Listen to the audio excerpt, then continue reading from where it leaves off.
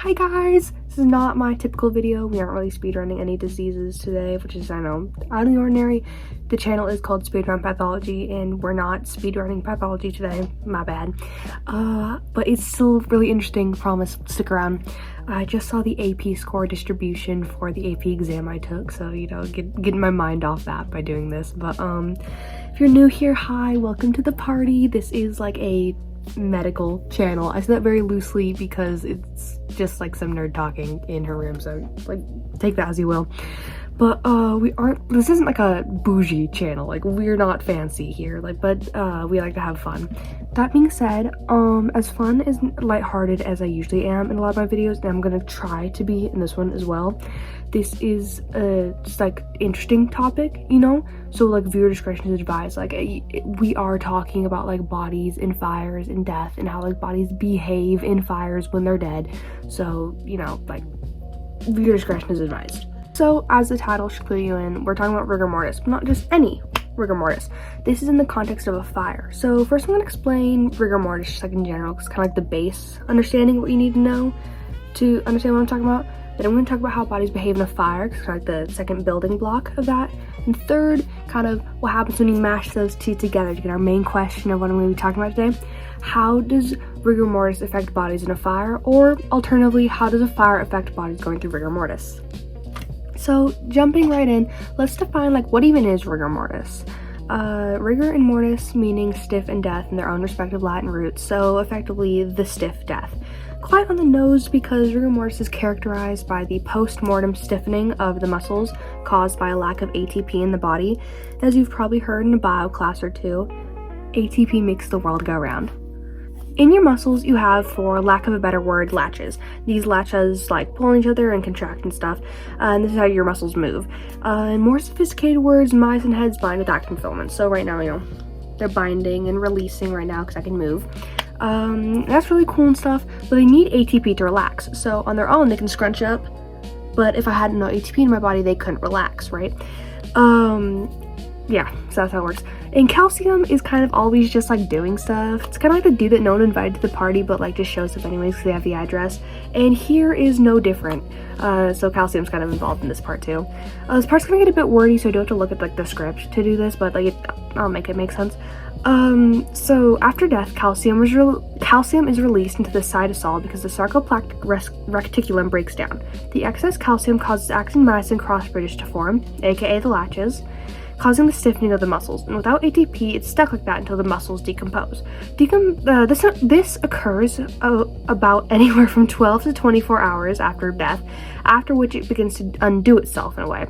The muscle fibers have decayed enough after about 36 hours to break down and relax without needing ATP. So that's the very basic overview of rigor mortis. Essentially, your muscles contract and they need ATP to release, but when you're dead, you can't breathe, so you don't have any ATP, so your muscles contract due to calcium, and then they can't release because no ATP, and then eventually they decompose enough to where they can release on their own. And that's the very generalized, very basic overview of it. Of course, it's much more like detailed in reality, but now for sake of keeping this video under like 5 billion years, that's what it is. Jumping out of one frying pan and into another, pun very much so intended, it's time to talk about fire, or more so the pugilistic position in the context that we need it.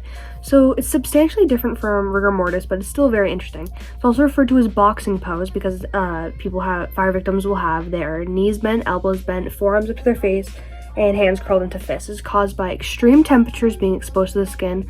Unlike rigor mortis, which does undo itself, boxing position will not undo itself. So if you find it like more than a few days after, it will still be like that, but if you find rigor mortis after a few days, it will have undone itself by that. So pugilistic pose kind of stays there like forever, basically. To draw from the article Forensic Analysis of Pugilistic Burns on the website Prezi, pugilistic burns occur when a body experiences extreme heat, and most often during a fire, causing the limbs to flex and adopt a flight-like posture. This phenomenon results from the combination of direct heat exposure and the body's reflexive response to pain. The scientific, like wordy explanation for boxing pose is that heat causes muscle proteins to denature and flexor muscles to contract and dehydrate. While both flexor and extensor muscles will be affected by a fire, flexors are typically much larger and stronger than extensors, so it can overpower those and contract in that direction instead. See, now that we have an understanding of each, we need to pull apart their similarities and their differences. So starting with similarities, both cause contortion of the body, both happen post-mortem, and both are used in investigations. Decently similar. The differences, circumstances, position, and how long they last, or their permanence. So now we can answer our burning question. Pun intended. Okay, just kidding, we cannot answer it.